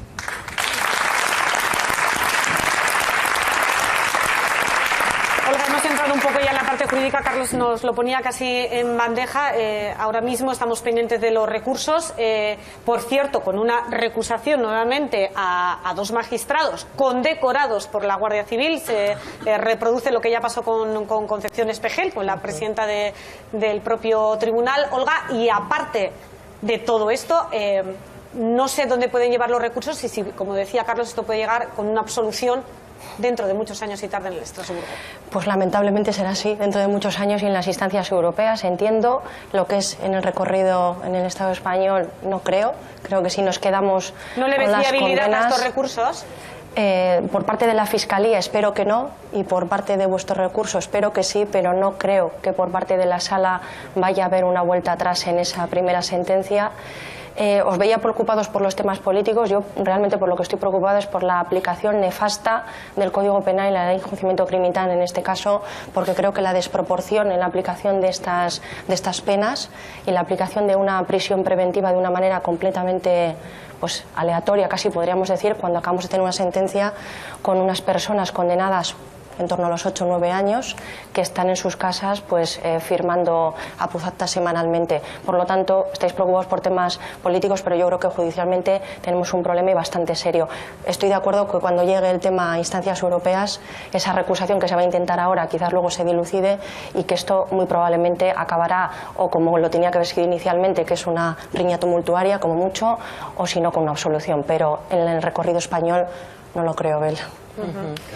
De todas maneras, es curioso, Olga, le estábamos comentando, bueno, ha habido muchas anomalías a lo largo del juicio, empezando por las pruebas que ni siquiera se aceptaban, pero ya la recusación de una presidenta de un tribunal casada con un coronel de la Guardia Civil, ni más ni menos. Ahora dos magistrados que tienen que ver los recursos y que les condecora la Guardia Civil. Sí. Un poco serio. Bueno, es que a estas instancias, en estos tribunales, pues suelen pasar estas cosas. Quiero decir, los que llegan a esos niveles, pues bueno, tienen ciertas relaciones. Tened en cuenta que es que acabaron en este tribunal porque la acusación de primeras era por un delito de terrorismo, con lo cual está ya tan desproporcionado con relación al relato de hechos que es que realmente estamos en una instancia que es que no correspondería. Pero de verdad, una preocupación bastante importante es que siguen en prisión. O sea, hemos pasado de la prisión preventiva ahora en la fase de recurso, que siguen estando allí, y eso desoye todos los principios esenciales del derecho penal, porque es que si a estos chavales los mantenemos en prisión cuando había otras medidas para estar protegiendo también esa posible condena y se podrían adoptar otras medidas menos restrictivas de derechos, es que de verdad que es que desde el punto de vista del derecho penal no se entiende nada.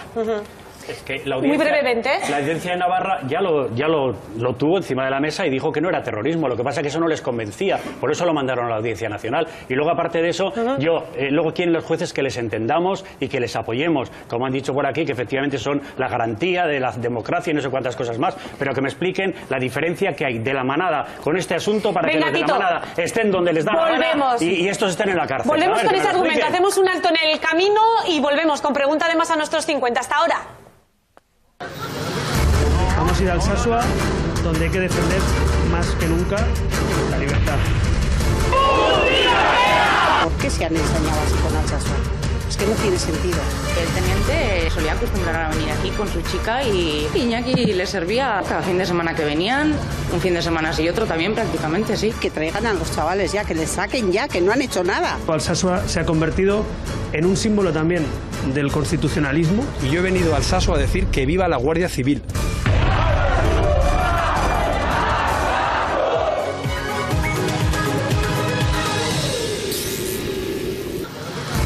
Vamos a ir al Alsasua, donde hay que defender más que nunca la libertad. ¿Por qué se han ensañado así con Alsasua? Es que no tiene sentido. El teniente solía acostumbrar a venir aquí con su chica y Iñaki le servía cada fin de semana que venían, un fin de semana sí y otro también prácticamente, sí. Que traigan a los chavales ya, que les saquen ya, que no han hecho nada. Alsasua se ha convertido en un símbolo también del constitucionalismo. Y yo he venido a Alsasua a decir que viva la Guardia Civil.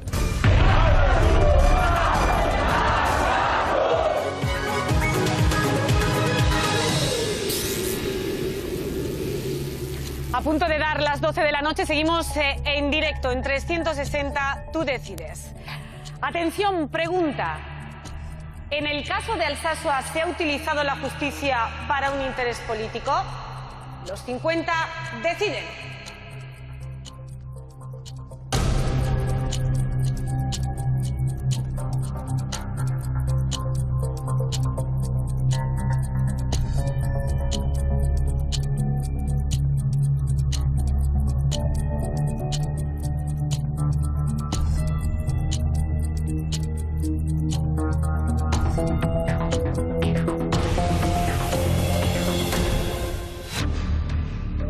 Y el resultado es, de nuestros 50, un 92% que considera que sí, que hay un interés político, y un 8% que considera que no. Aplastante mayoría a favor del sí, así que vamos con las primeras opiniones. Gerisetti, adelante.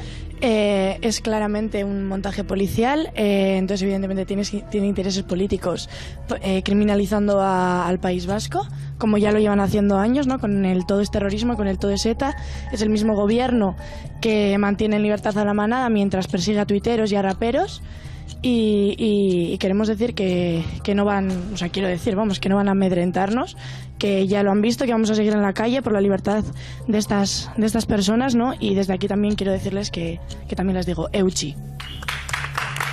Bueno, ha votado por el sí. María, tú has votado que no hay ningún interés extra detrás. Yo soy una ferviente defensora de la separación de poderes y me parece que acusar de que hay un rédito político, que hay un montaje político detrás de una sentencia, me parece una acusación muy grave. Y además, en este caso, yo creo que se ha demostrado con esta sentencia, que además está debidamente justificada, que se ha tumbado toda esa teoría de la conspiración que había y que, por desgracia, sigue habiendo desde el momento que se vio lo que se pedía la Fiscalía. Y yo es que realmente creo que lo único de lo que son víctimas los chavales de Alsasua es de sus propios actos. ¿La condena te parece ajustada a las consecuencias de la agresión? Por supuesto. Bueno, por aquí. Bueno, yo no estoy para nada de acuerdo. He votado que sí porque me parece que este juicio se ha utilizado para dar un escarmiento político contra un territorio, contra una manera de pensar. Como se ha dicho en el anterior bloque, se ha juzgado por la Audiencia Nacional, desde miembros de ese tribunal condecorados con las medallas de la Guardia Civil. O sea, es que es una justicia que no funciona, es una doble vara de medir y es una manera tras otra de los poderes del Estado para intentar justificar algo que no es justificable, pero que dale que te pego hasta que lo consigan justificar. Una opinión más, Miguel Ángel. Pues bueno, mi opinión es que ni los buenos son tan buenos ni los malos son tan malos. Me molesta muchísimo que se critique, que se criminalice a la justicia, que se criminalice a la Guardia Civil, que se criminalice continuamente a la Ertzaintza.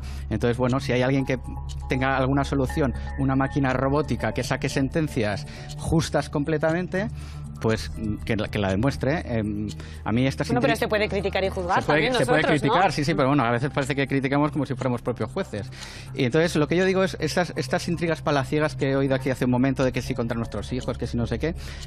A mí lo único que me sorprende es que somos esclavos de un pasado político y social bastante desastroso, lleno de atentados, terrorismos. Pero que eso igual... un contexto anterior no puede justificar un hecho. Sí, pero puede condicionar. Y lo que sí que, al igual que nosotros criticamos lo que ocurre en el Estado español, o como a mí más me gusta decirlo, España, que no tengo ningún problema en decir esa palabra, yo creo que somos víctimas un poco de lo que nosotros damos, también recibimos. Entonces, un poco estamos condicionados. Entonces me estás diciendo que están pagando estos jóvenes un contexto anterior. Están pagando digamos, el pensamiento traído a la profesión judicial de cosas que han pasado, simplemente. O sea, que me estás diciendo que sí. Posiblemente.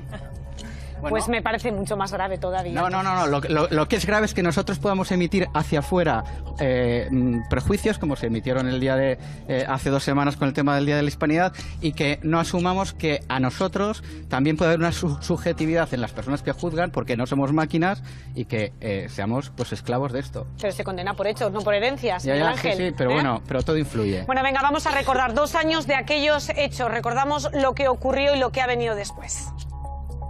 Fiestas de Altsasu, Bar Cosca. Según la sentencia, 2 guardias civiles y sus parejas son agredidos brutalmente por un grupo de personas dentro y fuera del local. Puñetazos y patadas, seguro. Y luego en el suelo igual. Sobre todo en la cabeza. ¿Temió por su vida? Sí. Él sangraba y la gente seguía pegándole. Patadas en la cabeza, patadas en el cuerpo. Sin embargo, los informes médicos solo reflejan un tobillo roto y alguna magulladura, lesiones que, aseguran, no son compatibles con una agresión múltiple.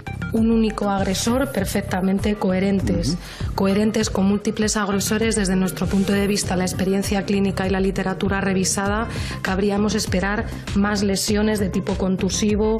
Además, un vídeo aportado por los acusados demuestra que uno de los agentes aparece después de la pelea con la camisa limpia y sin rasguños.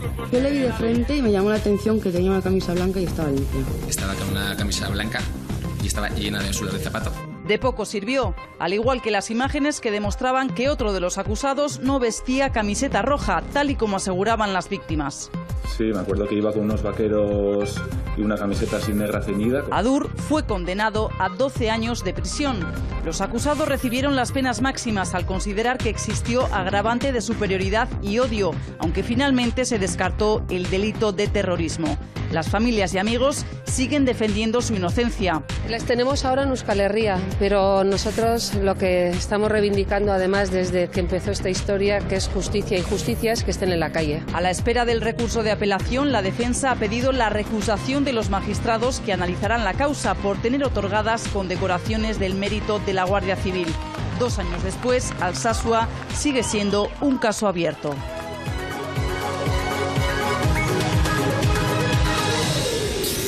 Es un caso abierto y por el que siguen peleando las familias y vais a seguir haciéndolo, Bel. Sin duda. Tenemos muy claro que tenemos que seguir compartiendo lo que ocurrió, compartiendo el relato, demostrando y haciendo ver a la gente que estamos siendo víctimas de un montaje político, jurídico y policial, claramente, que todavía hoy, este fin de semana, el grupo Vocento ha querido mostrar un relato donde se hablaba de camisas rotas, cuando claramente... ¿Te refieres a una entrevista? Sí, sí. Se sigue queriendo mostrar un relato que no es real, y esos relatos, desde el principio, lo que hicieron fue plantear el camino para lo que luego vino, y es el montaje policial y jurídico, y seguimos siendo víctimas de eso. Y desde luego compartiendo nuestro relato, mostrando a la ciudadanía y sacando, incluso ya tenemos el planteamiento de la vía internacional, de la situación de injusticia y de falta de democracia que estamos viviendo. Esta va a ser nuestra lucha hasta que les tengamos en casa. Sí.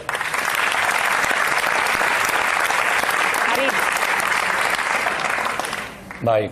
Bueno, pues seguiremos el camino porque bueno, aquí hemos escuchado varias personas, ¿no? Hablar de agresores, de criminales incluso, y bueno, pues es algo que la verdad es que me irrita, ¿no? Y la verdad es que la aberración judicial es, bueno, pues la atrocidad que se ha cometido es con los 7, con los 8 también, aunque Ainara no esté dentro, pero Iñaki, Iñaki Abad, hoy vengo como amigo de... Que recordemos Iñaki. Fue el que grabó las imágenes exteriores del bar Cosca. Exacto. Pues bueno, pues Iñaki es uno de los más claros ejemplos de este montaje. Iñaki está trabajando en el Aritza, hemos visto en el anterior vídeo a una compañera, era un cliente habitual, el teniente con su pareja, María José, iban al Cosca, les atendía con profesionalidad.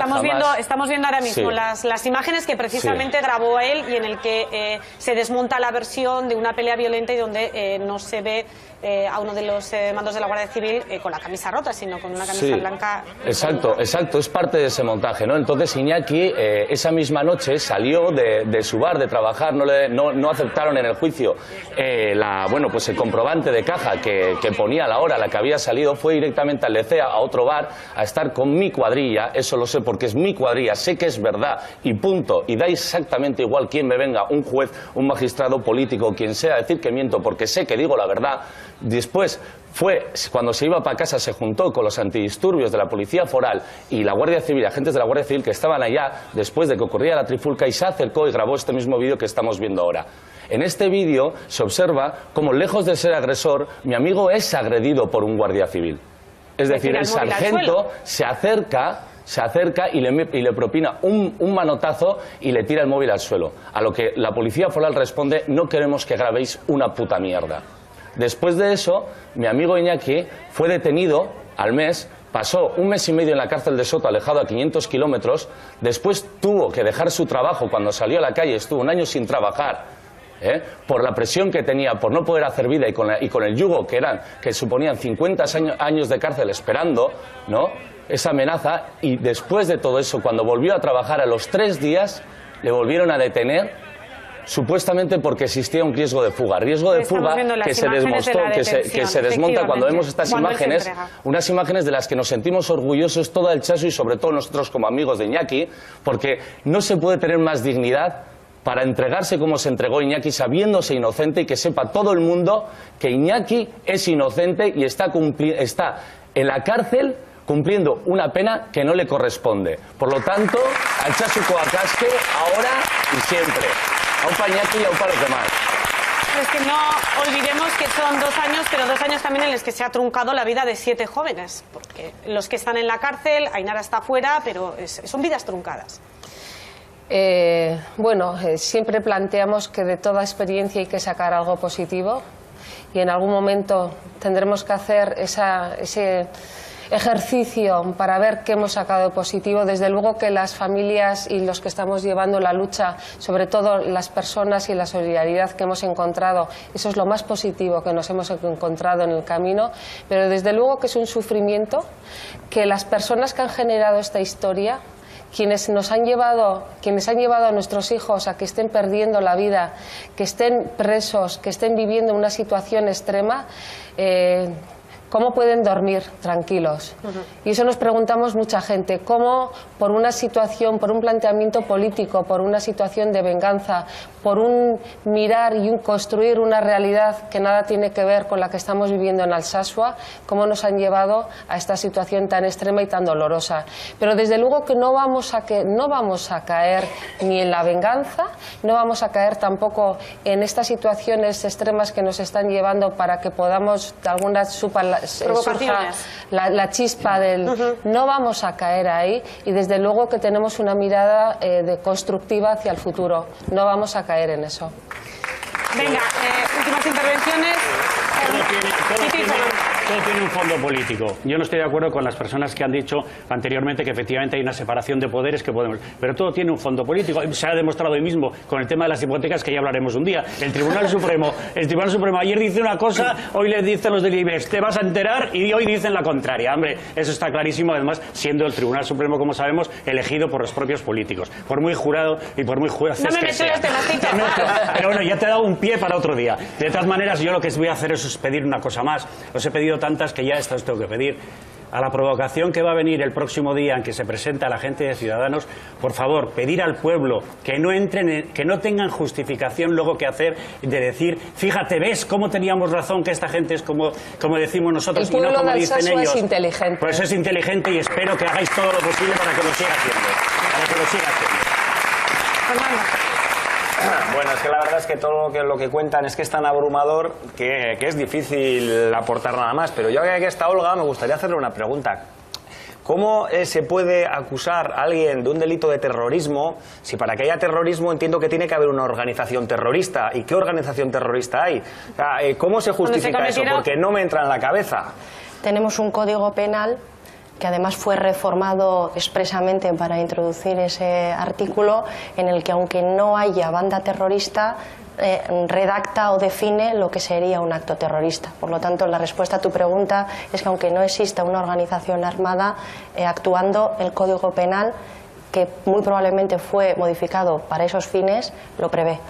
Cuestión distinta es que esto nunca fue terrorismo. Lo que pasa es que además también tendríamos que decir que en este caso, desde el principio, todo el mundo sabía que no era un hecho de terrorismo. Todo el mundo que ha tomado parte aquí, sea policía, sean abogados, sean jueces, todo el mundo sabía que no era terrorismo, pero lo que fue la denuncia por terrorismo por parte de Covite lo llevó a la Audiencia Nacional con una intención clara. Aunque cayera el hecho de terrorismo, sabían que las penas iban a ser infladas y que incluso con los agravantes podían ser incluso condenados con más penas que si hubiesen sido un hecho de terrorismo. Quien hizo esto sabía y tenía muy planificado todo esto. Venga, últimas intervenciones, Galder y Irantzu. Venga, Galder, rápido. Bueno, si algo tengo claro es que estos jóvenes han sido víctimas, antes lo ha dicho una ciudadana, fueron víctimas de sus propios actos. Entonces están cumpliendo condena por algo que ellos cometieron, nos guste o no. Pero bueno, estáis preocupados porque decís que es un montaje político, que hay muchas irregularidades en el proceso. España es un Estado garantista y habéis recurrido, veremos lo que sucede con el recurso. Tenéis el Tribunal Supremo, hay distintas instancias y si no, instancias europeas. Y mientras tanto 2 años pero en la lo que cárcel. sucede con cualquier condenado. Con una aplicación cumple condena. Con una aplicación de la prisión provisional de una manera que no se está planteando en ningún caso. Además, no todo el mundo cumple no ha cumplido una prisión preventiva en prisión. Hay gente que está en la calle, por ejemplo, la manada, y lo hemos comentado muchas veces. Pero hay sentencia. Terminamos, ya se nos acaba el tiempo, Irantzu. Yo creo que cada día queda más demostrado que para defender determinadas ideologías hay que ser capaz de creerse mentiras a sabiendas de que te estás creyendo mentiras, ¿no? A veces pienso que hace falta, ¿no? Como que no, igual hay gente que no tiene perspectiva crítica, pero yo creo que está muy claro que es aquí, no hay una pelea, no hay una agresión, está grabado, hay vídeos, es un poco, se parece tanto al caso de la manada que es tremendo. Está claro que no tenía que haber sido juzgado en esa instancia, está claro que las personas que están al frente del juicio no están capacitadas para ese juicio, está claro que se ha aplicado una medida excepcional en la prisión preventiva, porque el señor de la Guardia Civil, que me imagino que cuando gritáis viva la Guardia Civil también os referís a él, el hombre, el miembro de la Guardia Civil que participó en la violación múltiple de la manada y que tiene una causa abierta por otra, igual también os está viendo, pero ese desde su casa. Entonces, si os queréis creer la mentira de que esto es un Estado democrático y que la policía es buena y que los jueces son justos, pues entonces os creéis la mentira a sabiendas de que lo es. Bueno, pues voy a dar las gracias a Isabel nuevamente por habernos acompañado esta noche. Seguimos muy pendientes del caso. Aquí lo tenemos que dejar, se nos ha acabado el tiempo, 12:15 ya pasadas de la noche. Lo dejamos por hoy. Buen fin de semana y volvemos el viernes que viene con muchos más temas. Agur.